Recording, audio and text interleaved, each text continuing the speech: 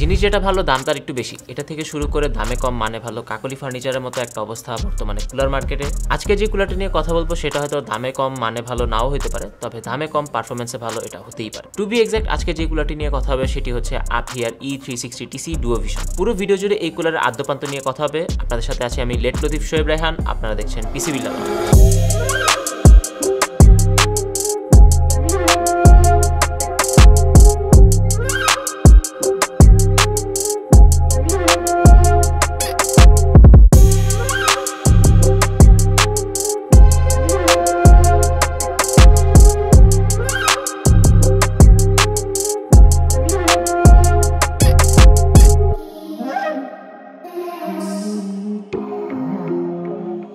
আমাদের কাছে এই কুলারটি পাঠিয়েছে গ্লোবাল ব্র্যান্ড PLC।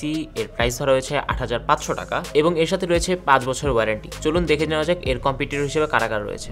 প্রথমে রয়েছে jungle leopard 360P TK ARGB AO cooler, price ৭৫০০ টাকা, ৩ বছর ওয়ারেন্টি। এরপরে রয়েছে first player TS2 360 thunderstorm ARGB liquid CPU cooler, price ৭৮০০ টাকা, ওয়ারেন্টি 5 বছরের। Red dragon CCW 3013 360 ARGB liquid CPU cooler, এর প্রাইস হচ্ছে ৮১০০ টাকা, ওয়ারেন্টি 5 ইয়ার্সের। SR AC 360YN ARGB 360mm AIO, প্রাইস হচ্ছে ৮৮০০ টাকা, 3 বছর ওয়ারেন্টি। Thermalright frozen warframe 360 SE AIO, price ৮৮০০ টাকা, 5 বছর ওয়ারেন্টি। এবং শেষে রয়েছে DeepCool Gammaxx L360 ARGB 360 AIO, price ৯০০০ টাকা, 3 বছর ওয়ারেন্টি। এই কুলারে দুইটা ভ্যারিয়েন্ট পাওয়া যাচ্ছে বাংলাদেশের বাজারে, একটা কালো এবং আরেকটি সাদা, এবং দুটি ARGB ভার্সন। দুটোর প্রাইসই ৮৫০০ টাকা, তবে সব ভেদে এর প্রাইস ৭৮০০ থেকে ৮৫০০ টাকার মধ্যে ওঠানামা করছে। এখানে আফিয়ার বা গ্লোবাল ব্র্যান্ড PLC কোনো রেসিজম করে নাই, বরং তারা সাদাকে সাদা এবং কালোকে কালো বলতে শিখে গেছে। চলুন এবার কুলারটিকে আনবক্স করে দেখা যাক এর ভিতরে কি কি রয়েছে। বক্সটির আউটার লুকস মোটামুটি সুন্দর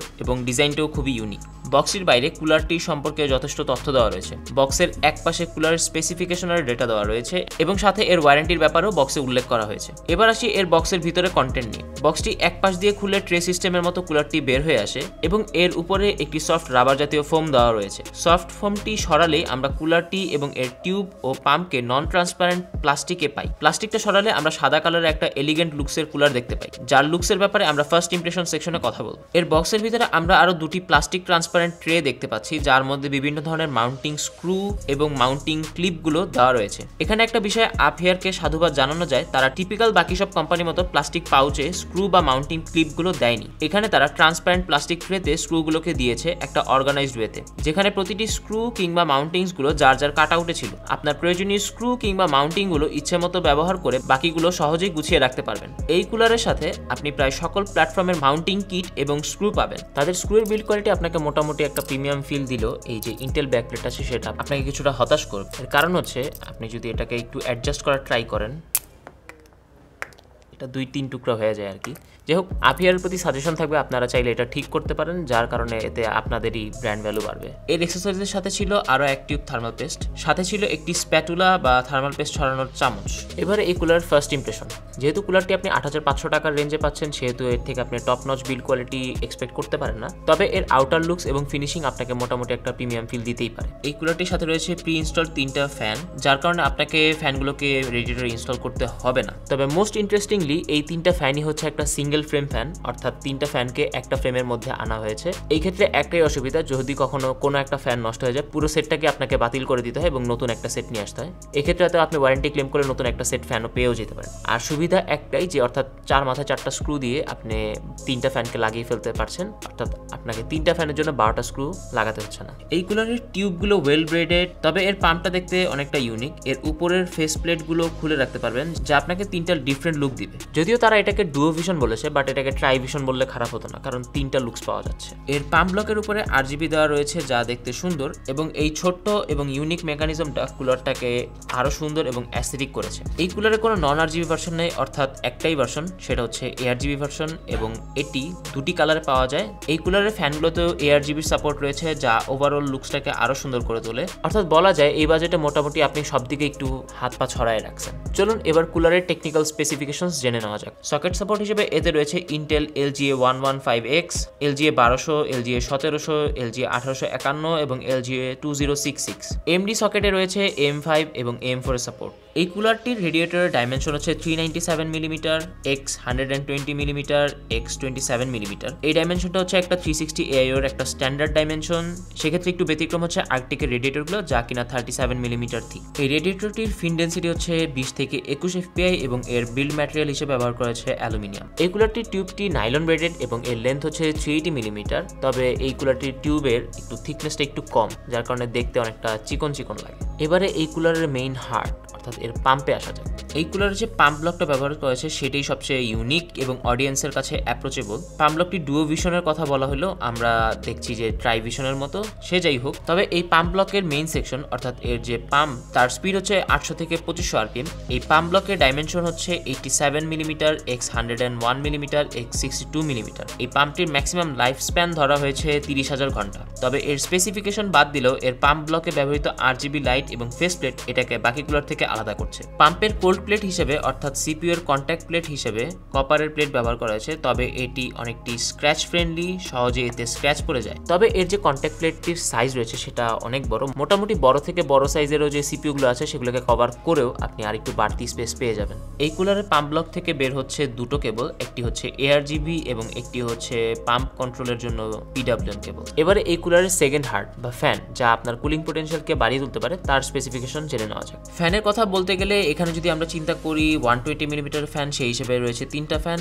আর যদি আপনি সিঙ্গেল ফ্রেম ফ্যানের কথা হিসাব করেন তাহলে রয়েছে একটি মাত্র সিঙ্গেল ফ্রেম ফ্যানের সেট। এই ফ্যানগুলোর স্পিড হচ্ছে 600 থেকে 1800 RPM প্লাস মাইনাস 10%। এর এয়ার ফ্লো হচ্ছে 71 CFM এবং এয়ার প্রেশার হচ্ছে 2.67 mm H2O।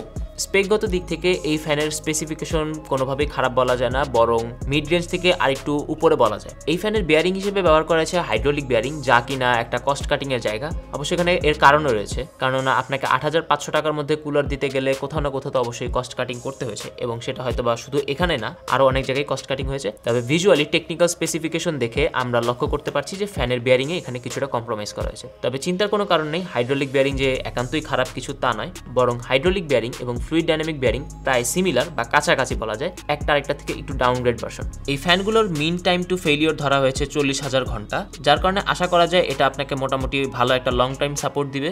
এই ফ্যানগুলোকে কন্ট্রোল করার জন্য আবারও দেওয়া হয়েছে দুটা কেবল, একটা হচ্ছে 4 পিন PWM কেবল যা ফ্যানের স্পিড কন্ট্রোল করবে, আরেকটি হচ্ছে ARGB কেবল যা দিয়ে আপনি ফ্যানের লাইটিংগুলোকে কন্ট্রোল করতে পারবেন। এই ফ্যানগুলোকে ফুল স্পিডে রান করলে মোটামুটি একটু বেশি লাউড নয়েজ পাচ্ছিলাম। এর একটা রিজন হতে পারে হাইড্রোলিক বিয়ারিং, কেননা ফ্লুইড ডাইনামিক বিয়ারিংয়ে একটু নয়েজটা কম শোনা যায়, বাট হাইড্রোলিক বিয়ারিংয়ে একটু সাউন্ড একটু বেশি শোনা যায়। আর আমরা নয়েজ বেশি শুনতে পাওয়ার আরেকটা রিজন হচ্ছে আমরা open test bench system use করে থাকি, সেক্ষেত্রে আপনারা একটা ক্লোজ সিস্টেম ইউজ করেন, যার কারণে আপনারা সাউন্ডটা একটু কম শুনতে পারেন। এবার আসি ফ্যানগুলোর বিল্ড কোয়ালিটি নিয়ে।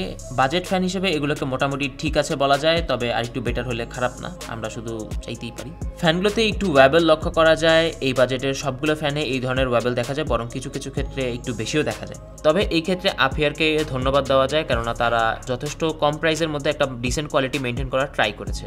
যেহেতু আজকে আমাদের রিভিউর মাঝখানে হাইড্রোলিক এবং ফ্লুইড ডাইনামিকের কথা উঠেই এসেছে, চলুন জেনে নেওয়া যাক এই হাইড্রোলিক এবং ফ্লুইড ডাইনামিকের মধ্যে কি ডিফারেন্স রয়েছে। ফ্লুইড ডাইনামিক বিয়ারিং যেভাবে কাজ করে তা হলো এটির ফ্যানের শাফট এবং বিয়ারিং এর মাঝে এক ধরনের অয়েল লেয়ার বা অয়েল ফিল্ম ব্যবহার করে, যা ফ্যান ঘুরতে থাকলে শাফটটা অয়েলের উপরে ভাসতে থাকে, এবং এই মেকানিজমে ফ্যানের লাইফ স্প্যান অনেক ভালো থাকে। এই ক্ষেত্রে ফ্যানের শাফট এবং বিয়ারিং এর মধ্যে তেমন একটা ফ্রিকশন না থাকায় এই ফ্যানগুলো ইফিশিয়েন্টভাবে লো নয়েজে পারফর্ম করতে পারে। কিন্তু অন্যদিকে হাইড্রোলিক বিয়ারিংগুলো মূলত উন্নত ধরনের স্লিভ বিয়ারিং, এগুলো তেলের মাধ্যমে ঘর্ষণ কমানো হয়, তবে এগুলো ফ্লুইড ডাইনামিক বিয়ারিং এর মতো এত ইফিশিয়েন্ট না। এগুলোর লাইফ স্প্যান FDB এর থেকে কম, ইভেনচুয়ালি এগুলোর সাউন্ডও FDB থেকে বেশি, যা আমরা নিজেরাও অনুভব করেছি। এছাড়া আরেকটা ড্রাস্টিক ডিফারেন্স হচ্ছে ফ্লুইড ডাইনামিকে যে অয়েলগুলো ব্যবহার করা হয় তার জন্য কিছু গ্রুভ কাটা থাকে। ফ্লুইড ডাইনামিক বিয়ারিং এ এই গ্রুভগুলোর পরিমাণ এবং ডেপথ অনেক বেশি থাকে, অন্যদিকে হাইড্রোলিক বিয়ারিং এ এই গ্রুভগুলোর পরিমাণ খুবই কম এবং ডেপথও কম থাকে, যার কারণে অয়েল প্রেশারটা খুব একটা বিল্ড হতে পারে না এবং সেক্ষেত্রে একটু ফ্রিকশন দেখা যায়। এটা একটা ফিজিক্স ক্লাস বা মেকানিক্যাল ইঞ্জিনিয়ারিং এর ক্লাস না, সেক্ষেত্রে আমারও কিছু ভুল থাকতে পারে, সেটা ক্ষমা সুন্দর দৃষ্টিতে দেখার জন্য অনুরোধ রইল।